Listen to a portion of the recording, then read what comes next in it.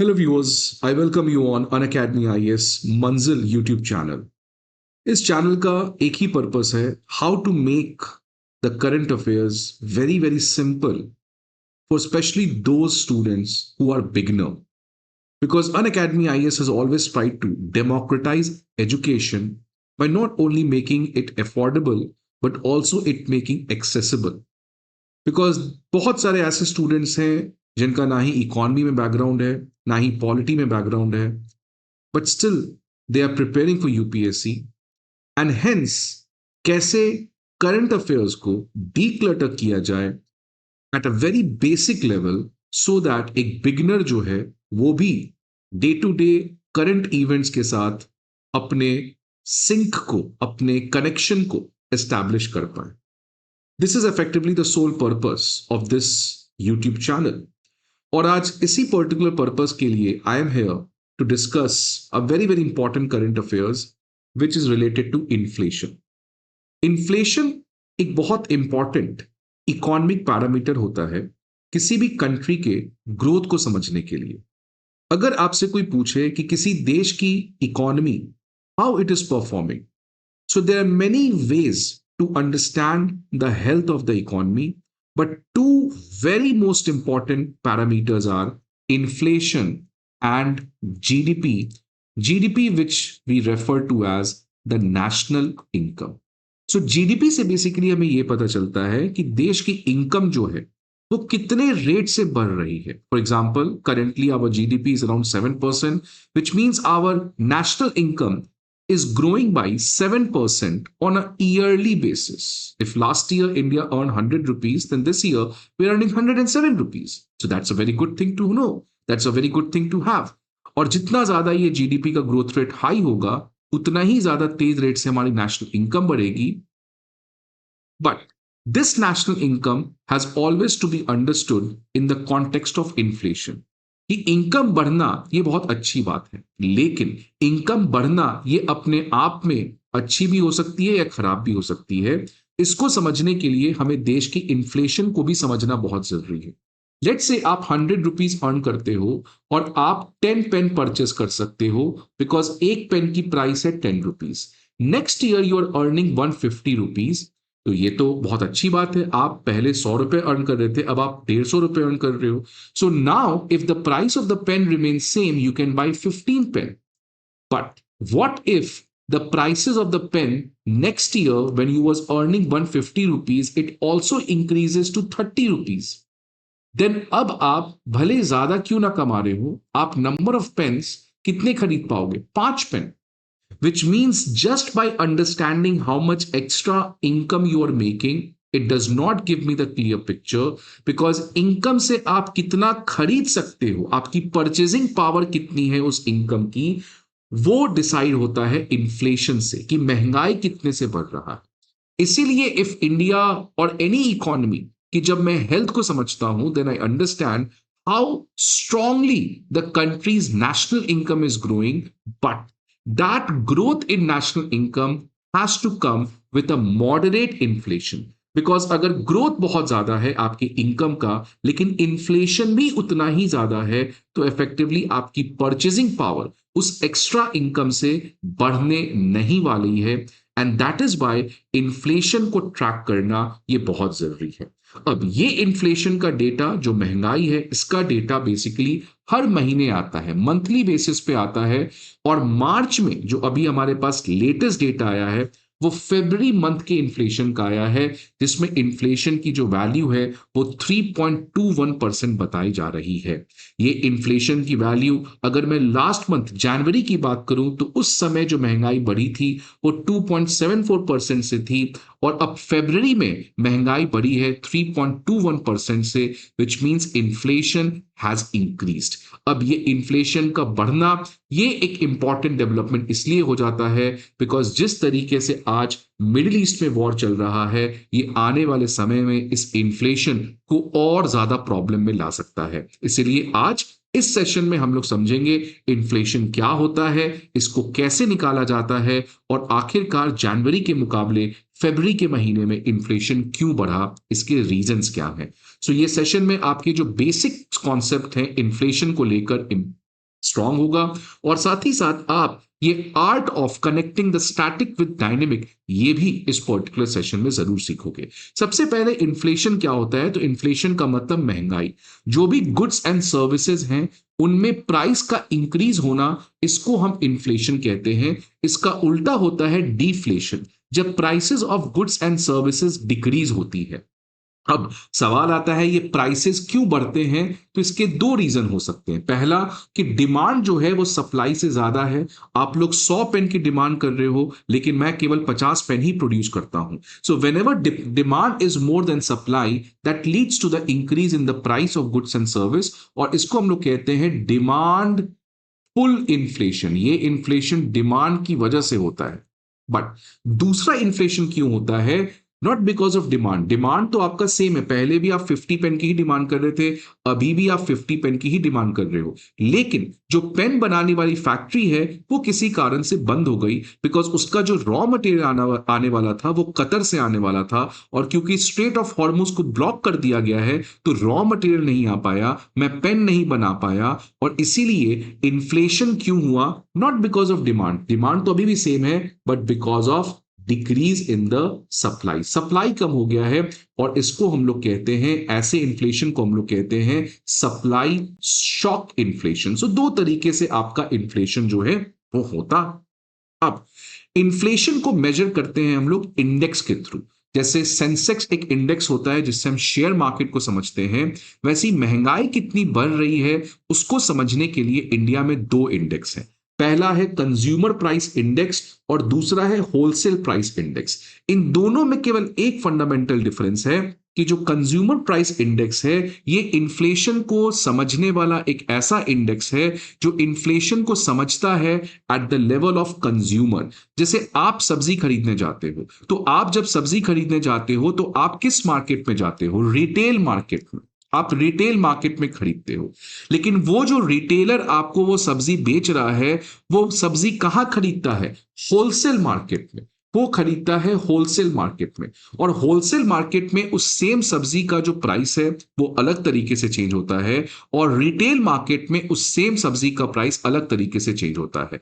तो अगर हमें इन्फ्लेशन समझना है, महंगाई समझना है रिटेल मार्केट के पर्सपेक्टिव पे, जहां पे कंज्यूमर्स डील करते हैं, जहां पे कंज्यूमर्स पार्टिसिपेट करते हैं, तो वैसे इंडेक्स को हम सीपीआई कहते हैं। लेकिन अगर हमें यह समझना है इन्फ्लेशन होलसेल मार्केट में कितना हो रहा है from the perspective of wholesalers और द प्रोड्यूसर्स, देन उसके लिए जो इंडेक्स है वो है आपका होलसेल प्राइस इंडेक्स। इसलिए इंडेक्स दो तरीके के हैं, काम एक ही है इन्फ्लेशन समझना, बट किस मार्केट पे इन्फ्लेशन को समझना है उसके बेसिस पे ये दो तरीके के इंडेक्स हैं। ये जो न्यूज आ रहा है ये सीपीआई को लेकर है, और सीपीआई को ही हम लोग कंज्यूमर प्राइस इंडेक्स को ही आम भाषा में रिटेल इन्फ्लेशन कह देते हैं। रिटेल का मतलब कंज्यूमर के पर्सपेक्टिव से इन्फ्लेशन कितना हुआ है, बिकॉज रिटेल मार्केट में कौन पार्टिसिपेट करता है, कंज्यूमर। तो उसके लेवल पे इन्फ्लेशन जो है वो 3.21% से आपका बढ़ा है।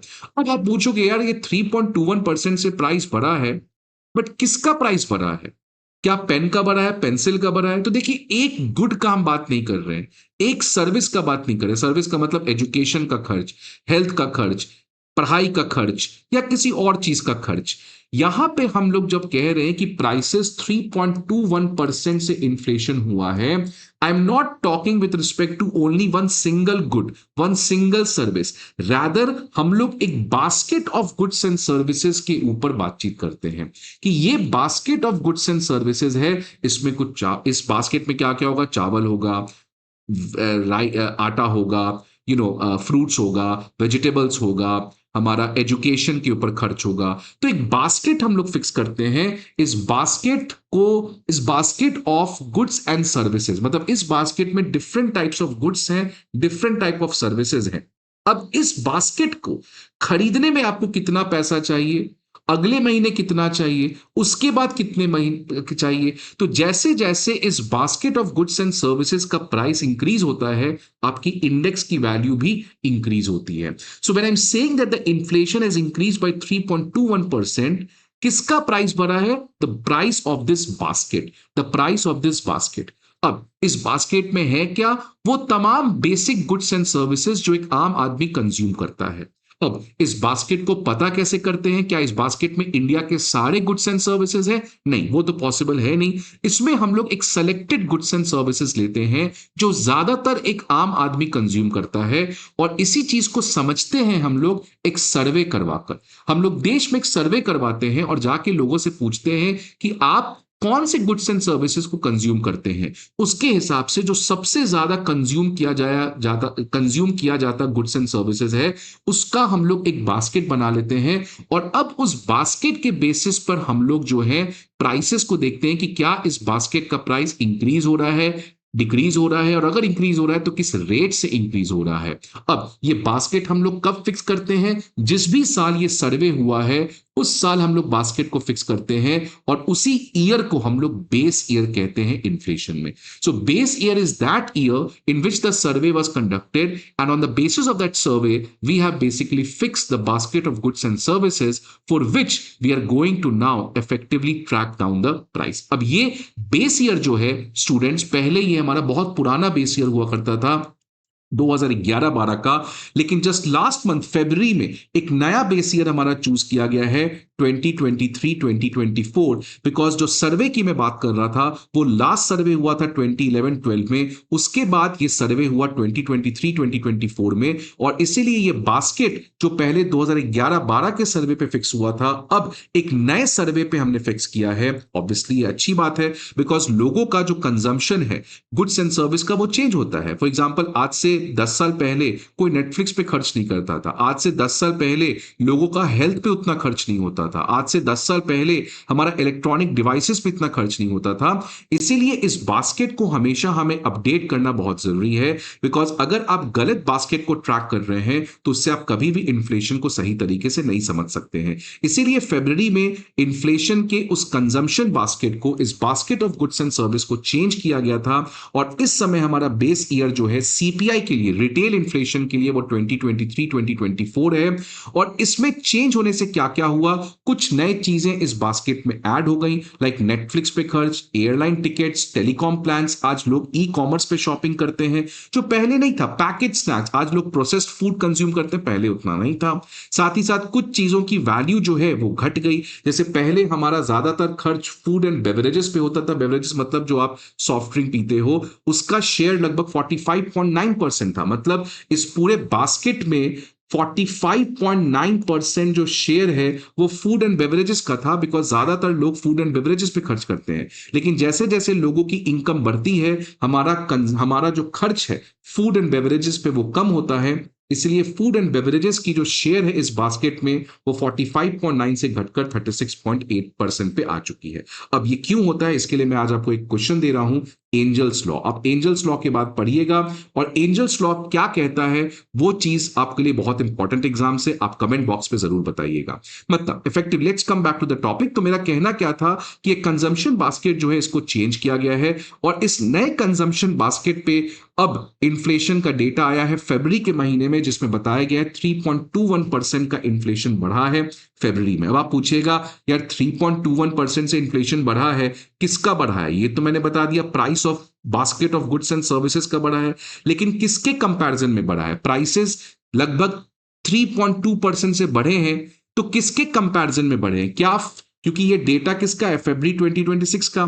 क्या ये 3.21% से प्राइस बढ़ा है फरवरी 2025 के कंपैरिजन में या जनवरी 2026 के कंपैरिजन में? तो जब भी याद रखिएगा, बहुत इंपॉर्टेंट पॉइंट है, इन्फ्लेशन का डेटा जब हम निकालते हैं और ये हम कह रहे हैं फरवरी 2026 में इन्फ्लेशन 3.21% से बढ़ा है, which means this price have increase, उस बास्केट का price have increase with respect to उस बास्केट का प्राइस लास्ट ईयर सेम महीने में कितना था। तो हमेशा हम लोग पिछले साल के उस सेम महीने से कंपैरिजन करते हैं। जैसे इन्फ्लेशन जनवरी में 2.74% था, मतलब जनवरी 2026 में inflation was 2.74%, which means the price in January has increased by 2.74% as compared to what was the price in January 2025. और ये डेटा रिलीज कौन करता है? MoSPI, ministry of statistics and programme implementation. अब ये इन्फ्लेशन जो है वो क्यों बढ़ा? क्योंकि जनवरी के कंपैरिजन में फरवरी में इन्फ्लेशन 3.21% से है, इसके रीजन है खासकर गोल्ड और सिल्वर का दाम बढ़ना। गोल्ड और सिल्वर ज्वेलरी आप देख सकते हैं पिछले कई सालों से लगातार बढ़ रहा है। और क्यों बढ़ रहा है, अगेन ये भी आपको कमेंट बॉक्स में जरूर बताना है, why the prices of gold and silver are increasing. Similarly कुछ फूड आइटम्स जो है लाइक टमाटर में 45% का प्राइस राइज देखने को मिला, कॉलीफ्लावर में 44% का प्राइस राइज देखने को मिला। और ये कुछ मेजर रीजंस हैं जब इन्फ्लेशन क्यों बढ़ा है। लेकिन अब प्रॉब्लम ये है कि इन्फ्लेशन अब क्या आने वाले समय में और बढ़ सकता है? जी हां, बिकॉज इन्फ्लेशन बढ़ने का एक बहुत बड़ा रीजन होता है तेल का दाम। बिकॉज जैसे ही तेल का दाम बढ़ता है, हर एक चीज का दाम बढ़ता है। आप समझिए कि फार्मर के लिए पावर बिल बढ़ जाता है, फार्मर के लिए ट्रांसपोर्टेशन कॉस्ट बढ़ जाता है, आपके लिए रेलवे फेयर बढ़ जाता है, एयरलाइन के फेयर बढ़ जाता है। तो ये इन्फ्लेशन का डेटा फ्रेंड्स फरवरी में आया था, when Iran में war was not happening. But now we are living in March, and you know what? The crisis has erupted in the Middle East, जिसकी वजह से oil prices have significantly increased. और इससे अब जो मार्च का डेटा आएगा अप्रैल में, उसमें आप रेडी हो इन्फ्लेशन को और बढ़ते हुए देखने के लिए। लेकिन इन्फ्लेशन अच्छा है कि खराब है, उसके लिए हर एक कंट्री का एक टारगेट होता है। इंडिया में जो हमारा टारगेट है सीपीआई इन्फ्लेशन का, वो है 4 ±2%। मतलब या तो इन्फ्लेशन 2 से 6% की रेंज में रहे, राइट। तो इस समय इन्फ्लेशन हमारा लगभग 3.21% पे है, तो इस रेंज में ही है, कोई प्रॉब्लम नहीं है। लेकिन आने वाले समय में अगर मिडिल ईस्ट का वॉर चलते रहता है, प्राइसेस बढ़ती हैं, और साथ साथ एग्रीकल्चर में मॉनसून अगर अच्छे से नहीं होता है, उसकी वजह से ये इन्फ्लेशन जो है वो 6% से भी बढ़ सकता है। इसलिए हमें काफी ज्यादा सावधानी यहां पे रखना पड़ेगा। तो आज मैं आपको जो बताया बहुत इंपॉर्टेंट चीजें हैं कि ये जो इन्फ्लेशन है वो सप्लाई शॉक है, इन्फ्लेशन में बेस ईयर का क्या कॉन्सेप्ट है, सीपीआई डब्ल्यूपीआई क्या होता है, हमारा इन्फ्लेशन का टारगेट कौन है, इन्फ्लेशन निकालता कौन है, और इस समय इन्फ्लेशन बढ़ने का रीजन क्या है। ये सभी चीजें आपके लिए बहुत इंपॉर्टेंट है। कोई भी डाउट होगा आप कमेंट बॉक्स में जरूर डाल सकते हैं। See you again some other video, till then goodbye and take care.